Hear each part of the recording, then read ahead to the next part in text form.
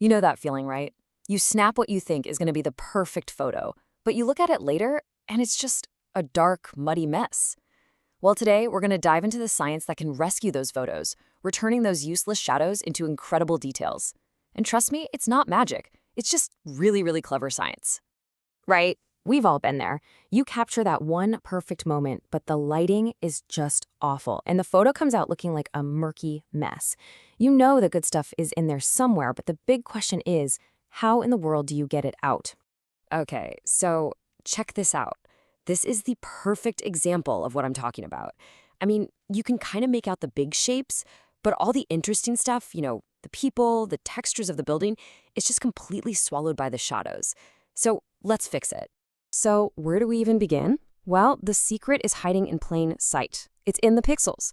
Every single digital photo you've ever taken is just a grid of millions of tiny dots, and each one has its own brightness value. The real key to fixing the image is to intelligently tweak the brightness of every single one. And there's a name for this, of course. We call it pixel brightness transformation. It's really the fundamental idea behind almost all image enhancement. You gotta forget about that simple brightness slider on your phone. That thing just blindly cranks everything up. This is different. This is like a precision adjustment for every pixel, bringing out the best in each one.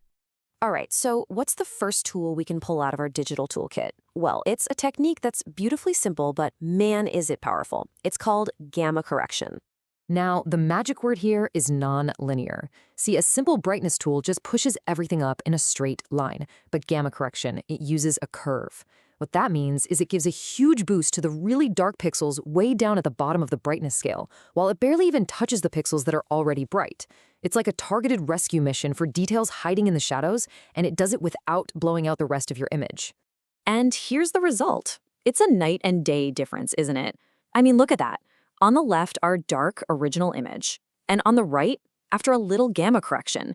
Suddenly, you can actually see the people, the details on the building, the texture on the ground. All of that information was there the whole time. We just needed the right key to unlock it. Okay, so gamma correction is a fantastic start. It really is. But to truly master an image, we've got to get a little more sophisticated. It's not just about making things brighter. It's about improving the contrast. And to do that, we need to get a bit more data-driven. And that brings us to something called an image histogram. The easiest way to think about it is like a brightness fingerprint for your photo. This graph literally shows you exactly how many pixels you have at every single brightness level, all the way from pure black on the left to pure white on the right. It's a complete map of your image's DNA. Now, for a simple black and white photo, you just get one histogram. Easy enough. But for a color photo, you're actually juggling 3 separate layers. One for red, one for green, and one for blue. And each one gets its own histogram. This just gives us so much more information to play with. So let's think back to our dark photo. What do you think its histogram looks like? Well, pretty much all the pixels are going to be bunched up together way over on the dark end of the graph. The solution? A technique called histogram equalization. And the goal is incredibly simple. Take all those bunched up pixels and just spread them out across the entire range of brightness. This diagram shows the idea perfectly. See on the left, you've got that histogram where all the action is compressed into one narrow little zone. Well, histogram equalization basically takes that data and stretches it out like a rubber band, making sure the image uses the full, rich range of tones available. And why is this such a big deal? Well, look at this. On the left, that's an original X-ray. On the right, that's the same X-ray after it's been equalized. The jump in contrast is just staggering. All of a sudden, these super subtle details in the bone and tissue just pop into view. So you see, this isn't just about making your vacation photos look a little nicer. This is a critical tool in science and medicine. So histogram equalization is obviously an incredibly powerful tool. But, like any powerful tool, it has its limits. And sometimes it can be just a little too aggressive. Which brings up a really important question.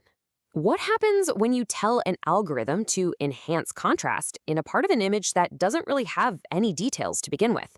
Think about like a big, flat, empty sky. What does the algorithm end up enhancing? It enhances noise. Exactly. Look at the image on the right. An advanced technique was used here, but it just went way too far. Yeah, it improved contrast in some spots, but it also amplified all that random greeniness in the flat parts of the image. It ends up looking artificial and, well, kind of messy. So clearly, we need a smarter solution.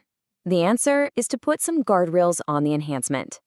There's a technique that still enhances local contrast, but it has this crucial safety feature built right in, a clip limit that stops it from going overboard and making a noisy mess.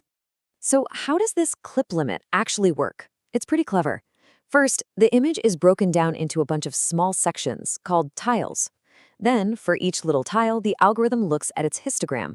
If it sees that one particular brightness level is way too common, like in a flat, noisy area, it gets clipped or trimmed down before the enhancement happens. This stops the noise from completely taking over, and you get a much cleaner, more natural-looking result. And this really gets to the heart of why these techniques are so foundational. As one of our sources puts it, histogram equalization is a cornerstone of image enhancement simply because it just works. Whether it's the simple fixes or the more advanced methods with built-in limits, it's a powerful and proven approach. And let's not forget the impact this has, because it's huge.